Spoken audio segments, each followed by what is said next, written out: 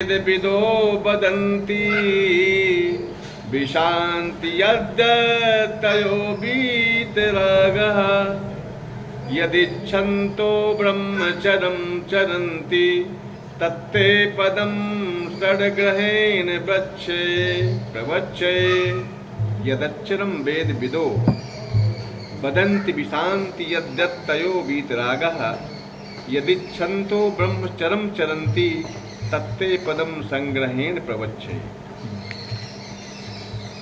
वेद के जानने वाले विद्वान जिन सच्चिदानंद घन स्वरूप परम पद को अविनाशी कहते हैं, आसक्ति रहित यत्नशील सन्यासी महात्मा जन जिसमें प्रवेश करते हैं और जिस परम पद को चाहने वाले ब्रह्मचारी लोग ब्रह्मचर्य का आचरण करते हैं, उस परम पद को मैं तेरे लिए संक्षेप से कहूँगा। बोलिए, प्रेम से बोलिए कृष्ण भगवान की जय। भगवान श्री कृष्ण अर्जुन को इस श्लोक के माध्यम से कह रहे हैं कि परम अक्षर निर्गुण निराकार ब्रह्म की चर्चा कर रहे हैं आप। परम अक्षर और कहते हैं कि तथा ओंकार का महत्व कहते हैं, जो ओम है उसका महत्व यहाँ पर दोनों चीज़ चर्चा हो रही है। बहुत बड़े ज्ञान का विषय यहाँ पर प्रवाहित होने जा रहा है। कहते हैं कि परम अक्षर, एक अक्षर होता है। अक्षर क्या है? अक्षर जो हम लिखते हैं वो अक्षर नहीं। अक्षर मतलब जिसका क्षय ना हो, जिसका क्षय ना हो, नाश ना हो, उसको अक्षर बोलते हैं। तो यहाँ पर बोलते हैं परम अक्षर। देखिए, नाश का जो ना होना, इसमें अक्षर जो बना हुआ है, ये इसमें प्रवृत्ति मार्ग में भी अक्षर है और निवृत्ति मार्ग में भी अक्षर है। जो अक्षर जो चीज है, जिसमें एक तो जो है अक्षर जो कि परमात्मा जब ब्रह्म माया के साथ, प्राकृत के साथ संबंधित हो रहता है, तो उस प्राकृत और ब्रह्म ये दोनों का भी नाश नहीं है, दोनों ही अमर माना गया है। और एक जो है जो निर्गुण निराकार है, जिसमें कि कोई आकार ना है, नहीं है, उसमें जो है कोई रूप रंग नहीं है, जिसमें कि हमको जो कोई चीज़ प्राकृत, उसमें प्राकृत का समावेश नहीं है, तो वो चीज़ को परम ब्रह्म कहा गया है, परम अक्षर बोला गया है। जैसे कि मान लीजिए कि जैसे कि पानी है और दूध है, तो एक पानी अलग है और एक पानी में मिला हुआ दूध में मिला हुआ पानी है, वो उसमें भी पानी है, लेकिन दूध में मिला हुआ पानी और एक पानी। तो पानी को यदि हम परम पानी के श्रेणी में देंगे तो हमको शुद्ध पानी बोलना पड़ेगा। और जब पानी के सहारा से कोई अन्य चीज़ मिल जाता है तो उसको जो है अक्षर बोला गया है, वो भी अक्षर है, क्योंकि उसमें पानी का समावेश है, पानी रूपी ब्रह्म का जो है उसमें भी समावेश है, इसलिए वो भी अक्षर है, वो भी नष्ट नहीं होने वाला है। लेकिन उसके साथ प्राकृत जुड़ा हुआ है, उसके साथ दूध का तत्व जुड़ा हुआ है, तो उसको परम ना कहकर यहाँ पर परम का अंत मतलब जो निरोल रूप में अपने निश्चल है, अपने पूर्ण रूप में है, उसको यहाँ पर अक्षर बोला गया। तो कहते हैं, ध्यान देना है इसमें, कहते हैं कि परम ब्रह्म परमात्मा प्रतिपाद्य या आधार वेदों का आधार बन गया है, वेदों का आधार माना गया है। परम ब्रह्म अक्षर अर्थात अविनाशी है। यहाँ पे देखिए, आप बता गया, उसका वाचक ओंकार है, उसका वाचक ओंकार है, अर्थात परम ब्रह्म का एक नाम ओम है। ओंकार के वेदों में प्रणव भी कहा गया है। योगी गण ओंकार रूप ब्रह्म को उपासना करते हैं। योगियों के लिए ब्रह्म अथवा ओम परम पद है। परम ब्रह्म परमात्मा ओम अक्षय एक रस और नित्य है। राग द्वेष से विमुक्त महात्मा गण वैराग्य, तप और ज्ञान द्वारा इसमें स्थित होने का यत्न करते हैं। इसमें हमें प्रवेश नहीं करने देता है राग और द्वेष। हमारा राग, हमारा द्वेष। राग किसे कहते हैं, द्वेष किसे कहते हैं, इससे भी जानना चाहिए।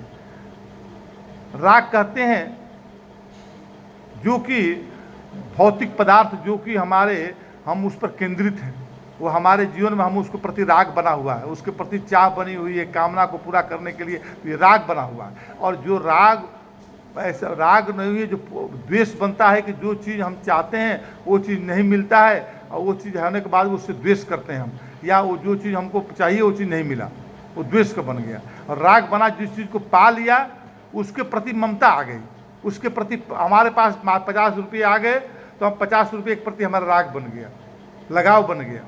और यदि नहीं बना, हमको कल्पना है, हम सोच रहे हैं कि 1 लाख रुपये चाहिए, नहीं मिला, तो उसके प्रति हमारा द्वेष बनता है। तो ये राग द्वेष से मुक्त होने के बाद ही ये मार्ग प्रशस्त होता है। बोलते हैं कि महात्मा गण वैराग्य, तप और ज्ञान द्वारा इसमें स्थित होने पर यत्न करते हैं। इसमें वैराग्य, तप और ज्ञान, ये तीनों का समावेश होना चाहिए। कहते हैं कि अनेक साधक ब्रह्मचर्य पालन अथवा नियम संयम पालन द्वारा उधर चेता होकर ब्रह्म में संचरण करते हैं और उसका प्राप्तव्य पद अविनाशी ब्रह्म होता है। वह दुर्बोध और दुष्प्राय है, उसको समझना कठिन है अथवा उसे प्राप्त करना कठिन है। ओंकार का महिमा अनंत है। देखिए, ओम जो शब्द है ये ब्रह्मांड का पहला शब्द है।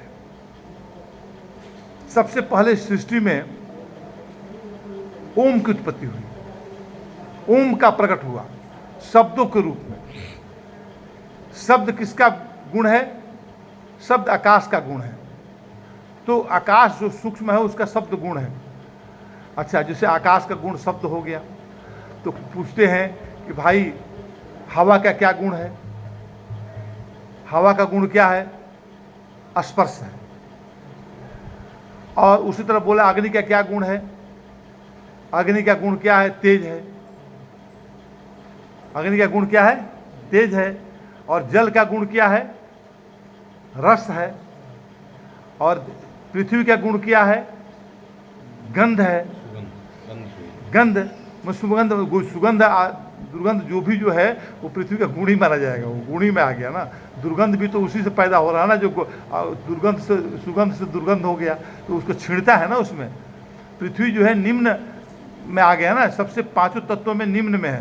तो इसमें जो है गुण भी है, अवगुण भी अधिक मात्रा में है सभी चीज़ों से। तो पृथ्वी के अंदर, अब ध्यान दीजिए, कभी कोई क्वेश्चन पूछता है तो उसको बताना है कि पृथ्वी के अंदर जो है 5 गुण समाहित होती है। पृथ्वी के अंदर कौन कौन सा गुण समाहित होती है? 5 गुण। कौन कौन सा? शब्द, स्पर्श, रूप, रस, गंध, 5 गुण। जल के अंदर 4 गुण। गंध नहीं होगा जल के अंदर, गंधहीन है जल। तो जल के अंदर क्या हो गया? शब्द, स्पर्श, रूप, रस। अग्नि के अंदर रस और गंध गया, अग्नि के अंदर 3 गुण हो गया। अग्नि के अंदर 3 गुण हो गया, शब्द, स्पर्श और तेज। और उसी तरह से हवा के अंदर क्या हो गया? उसके अंदर 2 गुण हो गया, स्पर्श और शब्द। वहाँ पर तेज भी नहीं है, रस भी नहीं है, गंध भी नहीं है हवा में। अच्छा, उसके बाद में आकाश के अंदर क्या हुआ? आकाश भी प्राकृत है, तो इसके अंदर जो है ये एक ही गुण होता है आकाश में, वो गुण है शब्द। तो ये आकाश सबसे जो है प्राकृत का सूक्ष्म रूप है। इस आकाश को इतनी सूक्ष्म है कि इसमें सभी प्राकृत उसमें समाहित है। जब संसार में जब पतन होता है, जब मतलब कि प्रलय होता है, तो उस समय सब जो है पृथ्वी जल में, जल अग्नि में, अग्नि वायु में, वायु आकाश में, ये सब एक दूसरे में समाहित होने लगते हैं और निकलते हैं। तो फिर सबसे पहले आकाश ही निकलता है। तो आकाश जब ब्रह्म से निकला तो उसमें जो है आकाश निकला, तो आकाश निकलने के टाइम में क्या होता है? जब ब्रह्म से आकाश निकलता है तो उसमें विस्फोट होता है। ब्रह्म से जब आकाश निकलता है, आकाश भी सूक्ष्म, ब्रह्म भी सूक्ष्म। तो ब्रह्म से जब आकाश निकला तो उसमें विस्फोट हुआ, और वो विस्फोट जो है शब्द के रूप में हुआ। वो पहला शब्द होता है ओम। हमारे वैज्ञानिक भी आज ये मानते हैं कि हर जितने भी ग्रह नक्षत्र हैं, इसको दूर से अंतरिक्ष में देखते हैं, इसका साउंड सुनते हैं, पृथ्वी का साउंड, चंद्रमा का साउंड, सबका साउंड सुनते हैं, तो सबके साउंड में ओम की ध्वनि ही निकलती है। ओम की ध्वनि हर चीज़ों में निकल रही है। हमारा ये शरीर है, इस शरीर में अपने कान को बंद कर लीजिए, आँख को बंद कर लीजिए, मुंह सब बंद कर लीजिए कुछ देर के लिए, सांस को रोक लीजिए, और फिर आप ध्यान से सुनिए। उसमें से जो है एक जो ब्रह्म रंध्र निकलता है, उसमें ओम की ध्वनि निकलती है। कभी एकांत में करिएगा, यहाँ पर नहीं करिए, एकांत में करिए घर में जाकर। तो यहाँ पर जो है हम जो है उसमें ओम की ध्वनि, तो सारा संसार ओम से गूंज रहा है। हमारा जो शब्द बन रहा है, हमारी जो बोलने की शक्ति हो रही है, ये ओम के द्वारा हो रही है। ओम का ही समावेश हर वर्ण में है, हर स्वर में है। तो बोलते हैं कि संगीत है शक्ति ईश्वर की, हर स्वर में बसे है राम। स्वर में ओम बसा हुआ है, हर स्वर में, हर व्यंजन में ओम बसा हुआ है। तो हर स्वर में बसे है राम, रागी जो सुनाए रागिनी, तो रोगी को मिले आराम। सबको सुख शांति समृद्धि जो शांति मिलता है, ये ओम के प्रभाव से ही मिलता है। उसका जो है सूक्ष्म सूक्ष्म तरह से वो हमारे जीवन पर छाया हुआ है। ये बात को यहाँ पर बता रहे हैं, कहते हैं कि महिमा अनंत है, अनंत जिसका कोई अंत नहीं। अभी कल अनंत पर्व मनाया गया। कल आप लोग जानते होंगे, अनंत जो है पर्व चला गया। भगवान का अनंत रूप नाम भी है, अनंत भगवान की जय। अनंत भगवान है, तो अनंत मतलब जिसका कोई अंत नहीं। तो उस तरह ओम को ही बोला गया है यहाँ पर, अनंत ओम को ही बोला गया है। ओम समस्त आध्यात्मिक साधना की सफलता और सिद्धि का सूत्र है। इसी को प्राप्त करके सिद्धि प्राप्त करते हैं साधक जन, और कहते हैं कि समस्त मंत्रों का शिरोमणि परम मंत्र है ओम। सूक्ष्म बीज रूप में सर्वत्र व्याप्त है। जैसे मैं बता रहा था, ओम सभी जगह व्याप्त है। जैसे राम बोलते हैं कि ईश्वर जो है सब जगह रमा हुआ है। उसके ही रमण होने से ही जितने भी जड़ तत्व हैं, जितने भी नश्वर तत्व हैं, ये ऐसे सत्य भाषित हो रहे हैं कि उस पर हम केंद्रित हो गए हैं। हमारा जो है उसको कामना बन गए हैं हमारे वो। तो इसलिए यहाँ पर यही बता रहे हैं कि ओम कहते हैं कि और भक्ति का मार्ग को प्रशस्त कर देती है, और साधक को चमत्कारिक शक्ति, साधक को क्या इस ओम से मिलता है? तो चमत्कार मिलता है। कहता है, भक्त कहता है कि मैंने ऐसा कौन सा काम कर दिया कि तुमने मेरा हाथ पकड़ लिया? हाँ, मैं तो तुमको इतना भक्ति भी नहीं कर पाया था, लेकिन तुमने मुझे अपना लिया। तो ये जो है ओम का प्रभाव है। कहते हैं कि चमत्कारिक शक्ति और सुख समृद्धि और वैभव वैराग्य से युक्त कर देती है ओम। जैसे बता रहा, चर्चा किया था, ओम ब्रह्म का लिंग है। लिंग मतलब प्रतीक, ब्रह्म का प्रतीक है ओम। ओम से ही ब्रह्मा का उत्पत्ति हुआ, विष्णु की उत्पत्ति हुई, महेश की उत्पत्ति हुई। ओम पहला ओम निकला, और ओम से ही हो गया। ओम से पूरी सृष्टि बनी है। तो ओम का महत्व इतना बड़ा है, बोलते हैं ब्रह्ममय है, अथवा ओम का जप ध्यान ब्रह्म दर्शन संदर्शन का श्रेष्ठ सोपान है। माने ब्रह्म संदर्शन का, ब्रह्म के दर्शन का एक श्रेष्ठ सोपान है, श्रेष्ठ एक जो है माध्यम है ओम। तो ओम को हम अपने जीवन में धारण करें। ओम को हम अपने जीवन में हर क्षेत्रों में, हम अपने विचारों में, हम अपने वाणियों में, हम अपने कर्मों में ओम को प्रधानता दें, तभी हमारा जीवन सत्यमेव जयते बन पाएगा। आगे बताते हैं।